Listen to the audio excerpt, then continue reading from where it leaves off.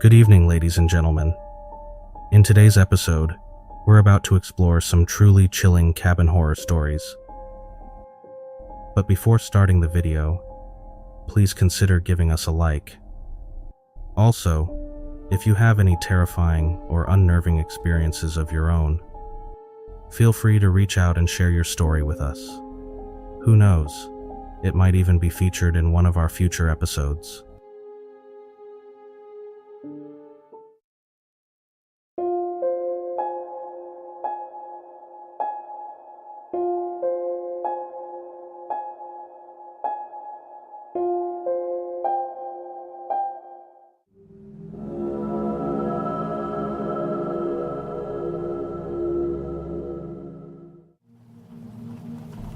This took place about 15 years ago when I was around 20. My friend's family has a cabin deep in the Canadian wilderness. The cabin has been in their family for generations. It's at the end of a long dirt road, surrounded by thick forest. There are no lights nearby, and the cabin doesn't have electricity, running water, or any kind of insulation. And also, it doesn't have a bathroom. There's an outhouse about 20 meters away, surrounded by tall pine trees. And to get to it, you have to walk through a narrow path, even at night with just a flashlight. We used to visit the cabin on weekends and holidays to relax and enjoy the quiet. And over the years, some strange and unsettling things happened there that we couldn't explain. But then one time, something so terrifying happened that it left us completely shaken. So, one weekend, after something weird things happened, we convinced our girlfriends to come with us so they could experience it too. We arrived at the cabin around 8 p.m. on a Friday night. We unpacked the car and got ready for a storm that was on the way. We lit a fire in the cooking area and started making dinner. Everything seemed normal. So we decided to call it a night and get some sleep. My girlfriend and I picked the room near the stairs that lead up to the second floor. It was small but nice, with just enough space for a bed and a few shelves. My friend and his girlfriend chose the room near the main entrance, which had a better view of the forest. But before heading to bed, we carefully checked all the windows and doors to make sure everything was secure. The cabin could feel a bit creepy at night, so we always made sure nothing was left open. The main entrance is on a screened patio, which gives some extra protection. The screen door has a latch, but it can only be locked from the inside, so once you're in, there's no way to lock it from outside. We latched the patio door and locked the main door. We always kept the key in the lock on the inside. Then around 3 a.m., I woke up to the sound of the front door opening and the screen door slamming shut. The screen door has a spring, so it always bangs when it closes. I checked my watch to be sure of the time and thought my friend had gone out to use the outhouse. The strange part was that there was a huge storm outside, with heavy rain and wind. It didn't seem like a good time to step out. I waited for about 30 minutes, but I didn't hear him come back inside. So I grabbed my flashlight and stepped onto the screened patio. The wind was howling, and the rain was pouring down hard, making it difficult to see much beyond the patio. I walked to the far end and aimed the flashlight toward the outhouse, hoping to spot my friend. I called his name a few times, but there was no response, just the sound of the storm. And that's when I noticed something odd. The front door was unlocked, and the screen door was unlatched, even though we had secured both before going to bed. It hit me that someone had definitely been outside. My heart started racing, but I knew I had to check. So I grabbed my baseball bat, which I always kept nearby for safety, and headed out into the storm toward the outhouse, making sure I didn't accidentally lock my friend out. When I opened the outhouse door and shone my flashlight inside, it was empty. There was no sign of him or anyone else. I went back into the house, latched the screen door, and locked everything up again. Then I quickly checked the house, and it was all quiet. No one was awake. In the back of my mind, I kept thinking I must have locked my friend out. So I went to his room to check. But when I peeked in, he and his girlfriend were both sleeping in the bed. I was really confused, but I went back to bed and tried to sleep. The next morning, I woke up to see my friend and his girlfriend outside, so we decided to make breakfast. I was standing on the patio when my friend and his girlfriend came back. He looked at me with a strange expression and asked, "What was all that about last night? You came into my room, sat on the corner of the bed, woke us up and started talking about my Uncle Bob. I told you we were sleeping, but you kept talking about how Bob wouldn't be a burden anymore. How do you even know Bob? I never told you about him." I was really shocked, but his girlfriend also confirmed that I had been in the room for about 20 to 30 minutes, then just got up and left. At this point, we were really freaked out. I explained to him that I had just checked his room for a moment to make sure he wasn't outside because I had heard the door. Then, later that night, we drove back home. Our girlfriends were completely convinced now that we weren't making up the story or the other strange things that had happened at the weird cabin.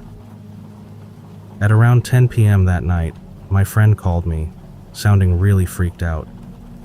He told me that his grandfather had called him and said that his Uncle Bob had passed away the night before, around 4 a.m. It was so strange because we had been talking about him just hours before. As a side note, my friend's family has owned the cabin for generations, and it's always been in the family. His dad once told me that the cabin is in a place known for strange paranormal activity. Over the years, they've had all kinds of weird experiences there, from things moving on their own to strange noises at night. I had always thought the stories were just family legends, but after what happened, I wasn't so sure anymore.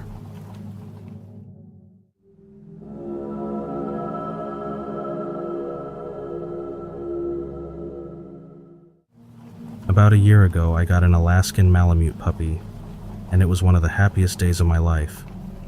I had always wanted a dog, and now I finally had a buddy to share adventures with. I imagined us hiking through trails, camping, and traveling with him.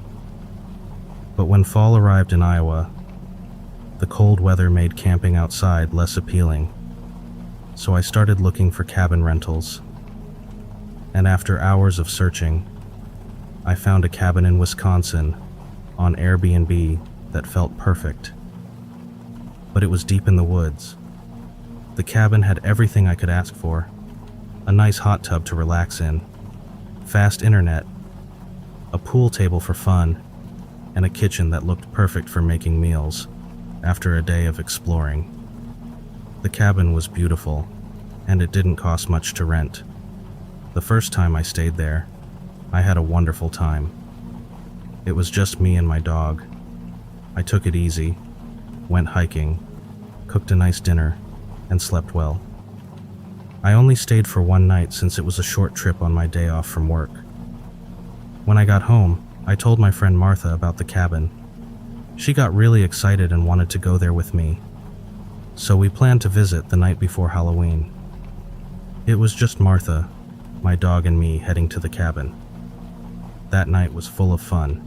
Cooked a delicious dinner, relaxed in the hot tub, and then decided to watch scary movies, since Halloween was so close. I had a little too much to drink and felt a bit lightheaded. While I stood in the kitchen, I thought I saw Martha dash down the basement stairs. The stairs were just a few feet away from me, and for a moment, I froze.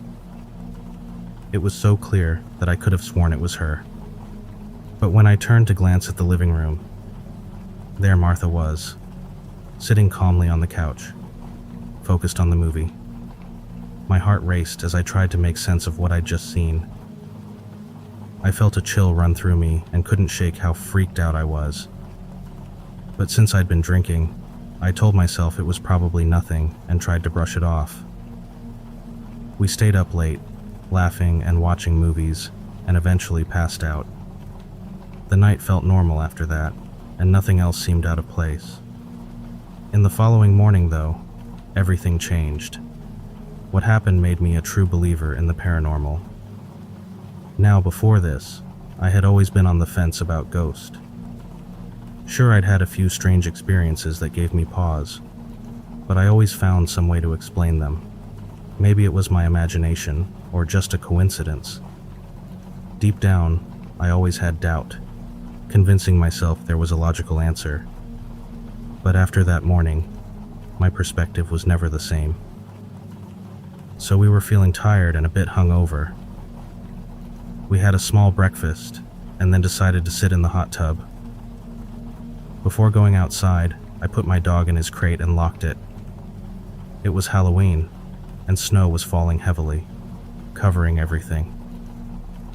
It was so peaceful and quiet. We stayed in the hot tub for about 15 minutes, enjoying the snow and the warm water. Then I thought I heard a loud bang coming from inside the cabin, and my dog's barking echoed through the cold air. We jumped out of the hot tub, grabbed our towels, and rushed back inside. Now, as soon as we stepped into the kitchen, we froze where we stood. The room looked completely wrecked. Every cabinet door was wide open.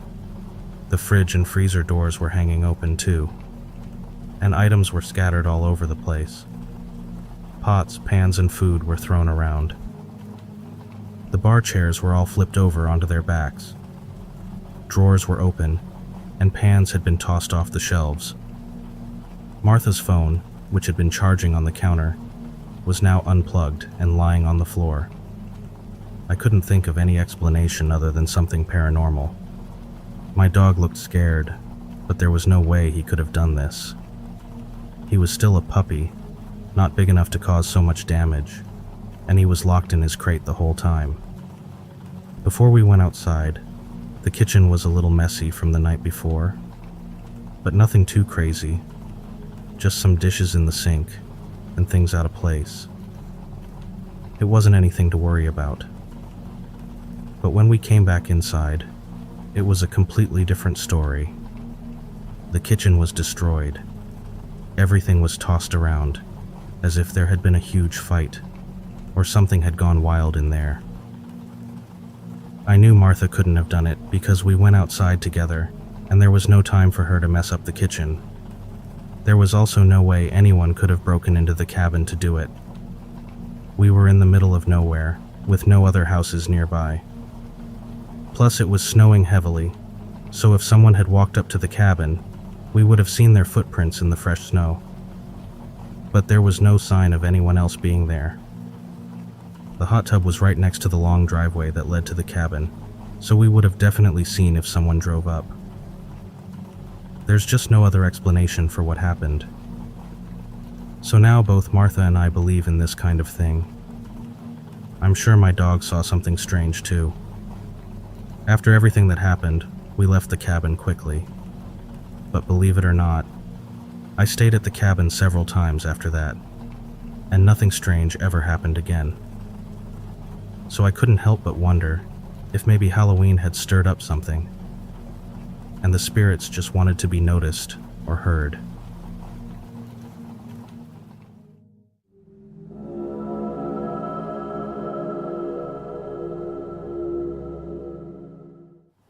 When I was around 13, my best friend Claire and I went to summer camp for a week. We had been going every summer for 3 years, and it had become a tradition for us. But this was our last year, so we wanted to make the most of it. On the final night, the camp organized a big party for everyone. You could watch a show in the outdoor theater, play games like volleyball or basketball on the courts, build sandcastles, or play other games in the sand. The main attraction was a huge inflatable water slide Claire, our mutual friend Aubrey, and I were all playing on it. After we went down the slide, I got really excited and wanted to play tag or hide and seek. I ran toward the middle of the camp, where I had to go under one of the buildings. From there, I could choose to go straight toward the arts and crafts area, turn left toward our cabin, or turn right toward the dining hall. I ran to the right and hid under the stairs near the dining hall. It was dark and quiet there, and I thought it was the perfect hiding spot. So I crouched down and waited as I listened for any footsteps or voices. After about 15 minutes, I started to think they had given up. But I felt a little confused since they weren't far behind me and should have seen me turn right. So I got up and went to look for them. When I finally found Claire and Aubrey, they ran up to me with worried looks on their faces. "Where did you go after the cabins?" they asked. I felt really confused. So I told them I ran to the dining hall, not the cabins. They started laughing nervously and said whatever joke I was playing wasn't funny. I promised them I was telling the truth. That's when Claire explained what they saw. She said they had chased after me and reached the middle of the camp. There they saw me running to the left toward our cabin. It's a 2-story building, and our cabin is on the upper floor. Claire said she saw me running up the stairs, and both she and Aubrey rushed after me, trying to catch up. But Claire noticed something odd. She couldn't hear the sound of my flip-flops hitting the steps, even though I was running ahead of them. It didn't make sense, and it gave her a strange feeling. When they reached the top of the stairs, I wasn't there. Then a younger girl from our cabin was sitting in the hallway, drawing on a piece of paper. She looked up at them and asked, "Are you looking for Sammy?" They said yes, and the younger girl told them I had just gone into the cabin room. There were 2 rooms on the 2nd floor, and ours was the one closest to the stairs. Claire and Aubrey walked in and saw the restroom door closing as they entered. Claire called out my name, saying they had found me and asking me to come out already. But they didn't hear anything from me. Claire and Aubrey looked around the cabin, checking every corner, but I wasn't anywhere. They even went into the restroom, but I was still missing. At that point, they went outside, feeling confused and worried. They figured I must have somehow run past them without them noticing. I felt a chill run through me and asked Claire if she was lying. I made her swear to me she wasn't. She was my best friend for 4 years, and I knew she wasn't good at lying. She could never hide the truth. It made the last night of camp really scary, and I didn't know what to think. After that, Claire and I drifted apart, and we haven't talked in about 3 years. But now I want to ask her about it again. I know I went right toward the dining hall, but Claire and Aubrey saw me turn left toward the cabins. They couldn't have mixed me up with someone else because, A, Claire and I were both wearing the same blue one-piece bathing suit, and B, the younger camper who was in our hallway had also seen me run into the cabin.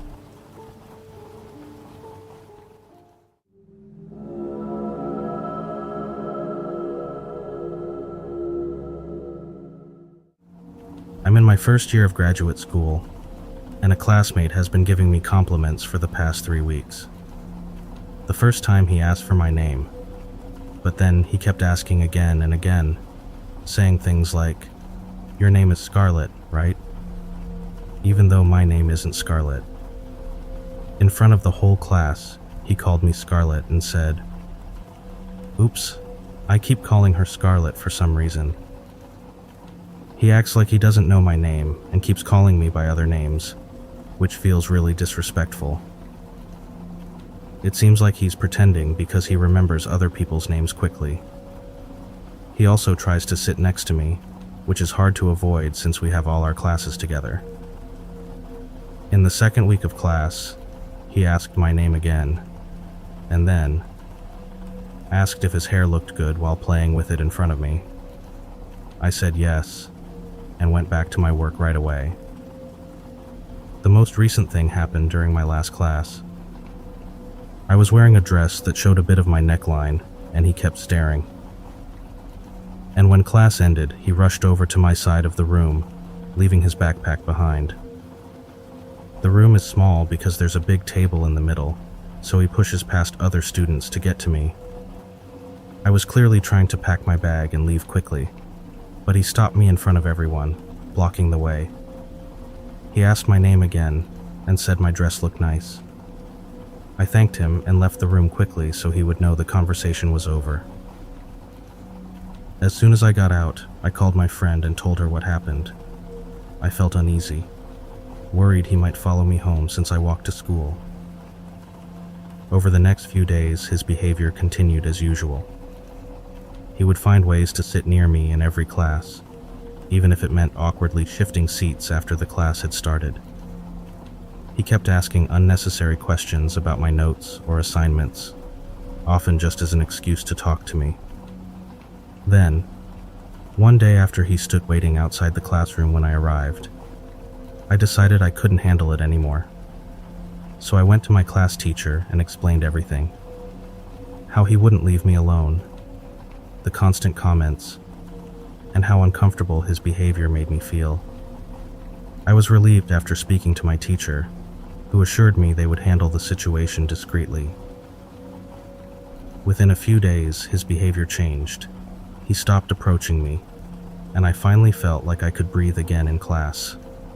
While it wasn't easy to speak up, I realized it was the right thing to do.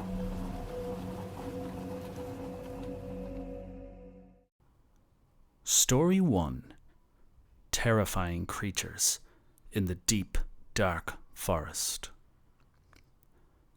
I've spent years exposing fake ghost stories, but nothing prepared me for what I found in the heart of these woods. My name is Alex, and my blog is famous for debunking so-called haunted locations. I thought this one would be another easy case to crack, but I was dead wrong. I arrived at the entrance of the woods just before dusk, the perfect time to capture the eerie atmosphere in photos. I couldn't shake the feeling that something was watching me. I brushed it off as nerves. After all, I'd done this countless times before. But there was something different about this place. The trees seemed to whisper secrets, and the air felt charged with an unsettling energy. The locals had warned me about these woods. They spoke of cursed creatures that roamed after dark, animals twisted by an ancient spell. I laughed it off as superstitious nonsense, confident that I would debunk their stories with ease. Yet, as the sun dipped below the horizon and shadows stretched longer, an unexplainable dread settled over me. As I ventured into the woods, the light from my flashlight barely pierced the dense canopy above. The air grew colder with each step, and an eerie silence enveloped the forest. It was as if the usual sounds of wildlife had been swallowed by the darkness. Each snap of a twig underfoot echoed ominously, setting my nerves on edge. I kept my camera ready, hoping to capture any oddities that might explain the ghost stories. My breath formed misty clouds in the chilly air, and goosebumps appeared on my arms. With every step, my confidence waned. Suddenly, I heard a rustling in the underbrush. I turned quickly, my flashlight revealing a pair of glowing red eyes staring back at me. My heart pounded in my chest as I realized it was a deer, but there was something horribly wrong. Its movements were jerky and unnatural, its eyes reflecting a malevolent intelligence. I tried to take a photo, but my hands were trembling. The creature vanished into the darkness before I could capture it, leaving me shaken. I pressed on, encountering more strange occurrences. Birds sat silently on branches, watching me with unblinking eyes. I stumbled upon an abandoned campsite, its fire pit cold and filled with ashes. The eerie feeling of being watched grew stronger, and the whispers of the trees seemed to grow louder. Every shadow seemed to move, every sound amplified by the stillness of the forest.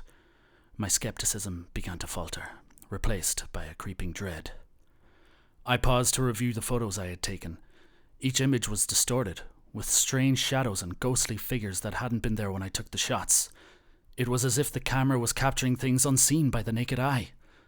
My hands shook as I flipped through the images, a sense of unease settling over me like a heavy blanket. The path grew narrower, the trees closing in as if trying to trap me. I found myself at a small clearing, illuminated by the pale light of the moon. In the centre stood a decrepit cabin, barely visible through the thick vines and moss that covered it. The air around it felt charged, and I hesitated before stepping closer. A deep sense of foreboding rooted me to the spot. It was then that I heard it, a low growl, followed by the sounds of twigs snapping. I turned to see several pairs of glowing eyes emerging from the darkness. Wolves, but not like any I had seen before.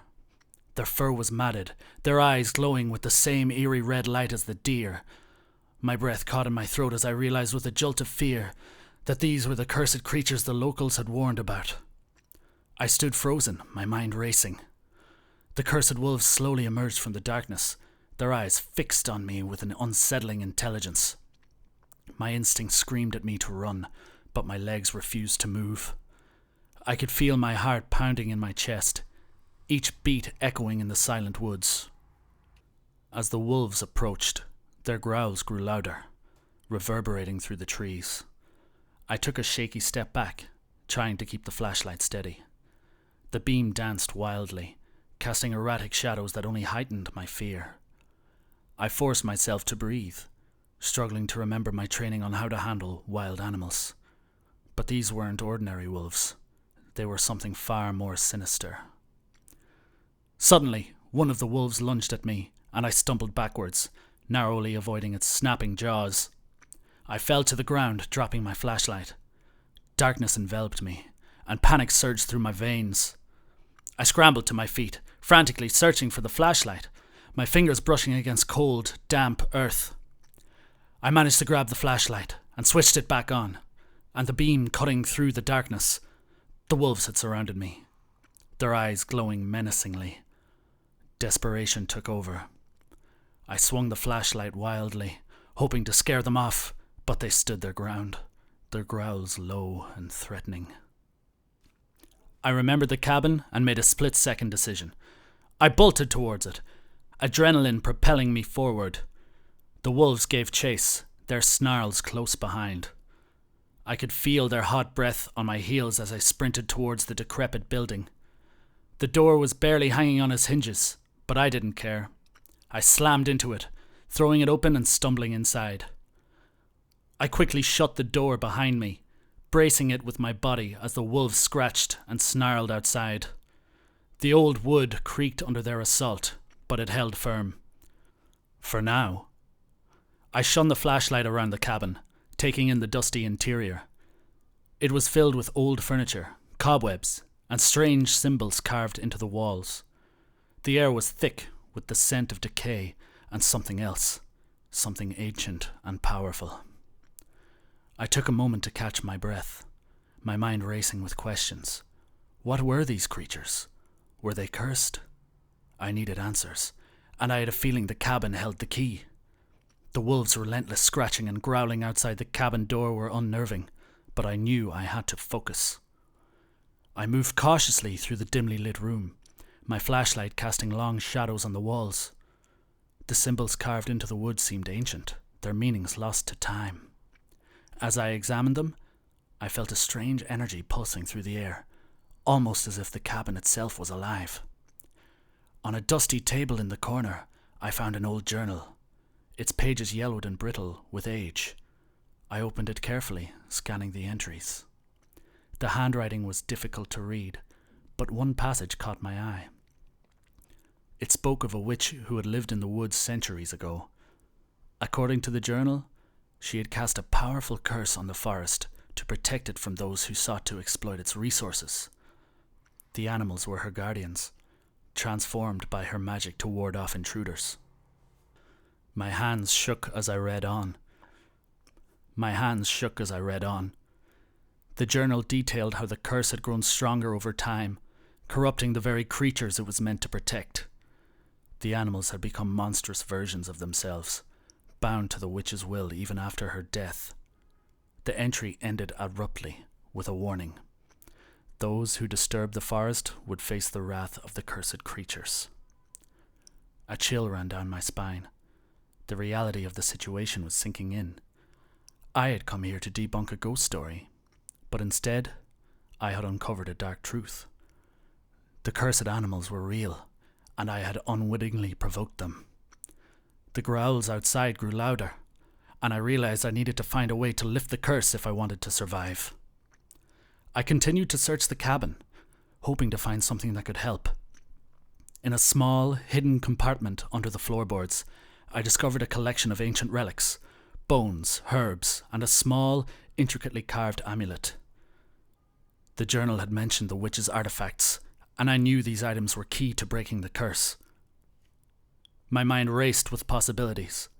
If I could use the amulet, perhaps I could undo the magic that bound the creatures. But the process was unclear, and time was running out. The wolves' relentless assault on the cabin door reminded me that I needed to act fast. I flipped through the journal one last time, searching for any clue. A hastily scrawled note caught my eye. Combine the relics, invoke her name, and break the curse. It was vague, but it was all I had. I gathered the bones and herbs, arranging them around the amulet as best as I could. My hands trembled, but I forced myself to focus. Taking a deep breath, I whispered the witch's name, Morgana, and felt a surge of energy ripple through the air. The relics began to glow, casting an eerie light in the dark cabin. Outside, the wolves howled in unison, a bone-chilling sound that made my blood run cold.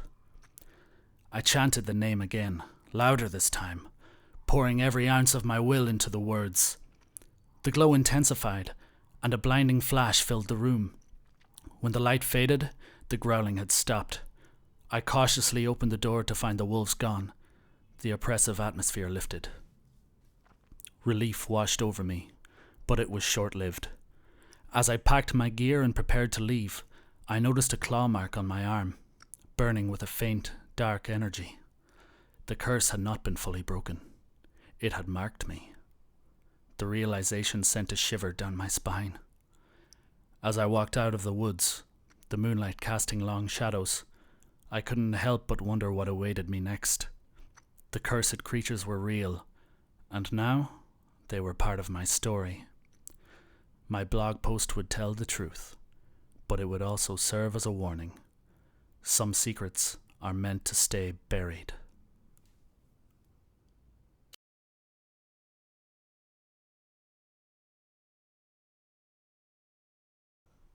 Story 2. The Vanishing Trail in the Chanting Forest. I never thought a simple hike could turn into a nightmare. The woods seemed inviting at first, with the sunlight filtering through the leaves and the gentle rustling of the trees. But as the day wore on, an unsettling feeling crept over me. The once charming forest now felt like a labyrinth, closing in on me with every step. Why did I venture so deep? I looked around, and all I saw were trees, their gnarled branches reaching out like skeletal fingers. My heart raced, pounding louder than the wind whistling through the leaves. The air grew colder, and an eerie silence enveloped the woods, broken only by the occasional snap of a twig underfoot. What was that sound? A low, almost imperceptible whisper seemed to float through the air, sending chills down my spine. I quickened my pace, but the whispering grew louder, more insistent. Was it the wind, or something far more sinister? My mind raced with questions, each one more terrifying than the last. The path I thought I knew so well had disappeared, and with it, any hope of finding my way back. As the sun set and the darkness enveloped the canopies, I took out my flashlight. I should have been out of the woods by now, but I could no longer tell if I was following a path or wandering deeper into the unknown. The whispering continued, joined by faint rustling sounds. My mind conjured images of unseen creatures lurking just out of sight. Panic set in as I realized I might not be alone. My breath came in short, ragged gasps, echoing in the stillness of the night. A sudden movement caught my eye, a figure darting between the trees. I called out, hoping for a friendly response, but the silence that followed was deafening. The figure was gone, leaving me with only my fear. I forced myself to move forward, each step a struggle against the urge to run back the way I came. In the dim light, I stumbled upon a clearing. At its center stood a circle of ancient stones covered in moss and strange carvings. Desperation drove me toward it, seeking some sense of familiarity or understanding. The stones seemed to hum with an eerie energy, their surfaces warm to the touch despite the cold night air. I knelt beside one of the stones, examining the carvings. They depicted scenes of rituals and shadowy figures. Curiosity piqued. I put one of them in my pocket to study later. Suddenly, a low, rhythmic chanting filled the air, echoing through the trees. My heart raced as I realized the sounds were coming from all around me, converging on the clearing. A loud thud from behind one of the stones shattered the silence. I spun around, flashlight trembling in my hand. The sound repeated, closer this time. I edged towards the source, every muscle in my body tense. A figure emerged from the shadows, cloaked in darkness. It moved slowly, deliberately, as if it had all the time in the world. As I turned back, I caught a glimpse of more figures surrounding the clearing, watching me with unseen eyes. Fear surged through me, but I knew I had to confront whatever was out there. I stepped towards the nearest figure, my eyes fixed on its shadowy form. It vanished, but the feeling of being watched remained. I pressed on, driven by terror and determination. Every sound, every shadow felt like a threat. My journey had become a fight for survival, and I had no idea what awaited me in the darkness ahead. With every step, the forest grew darker, more oppressive. The air was thick with the scent of decay, and the rhythmic chanting now felt like it was coming from inside my own head. My heart raced, and I knew I was nearing the source of this terror. The figures, the whispers, the screams, all were leading me somewhere. But where? The chanting grew louder as I moved deeper into the woods, and my flashlight flickered as if struggling to stay alive. The figures that had been watching me seemed to close in, their presence suffocating. My heart pounded in my chest, each beat a reminder of my fragile mortality. Then, out of nowhere, an ear-piercing scream tore through the air. It was so close, it felt like it was right next to me. I stumbled, my heart pounding in my chest, and shone my flashlight in all directions, but there was nothing. Just more darkness, more trees, more shadows. My legs felt like lead, but I forced myself to move, to escape the oppressive sense of dread that was closing in on me. Suddenly, I felt a cold hand brush against my arm. I yelped and spun around, but there was no one there. The feeling of being watched intensified. It was as if the very trees had eyes tracking my every move. I had to get out of there. I ran, branches slashing at my face, roots trying to trip me up. The forest seemed alive, conspiring against me. The chanting followed me, relentless and haunting.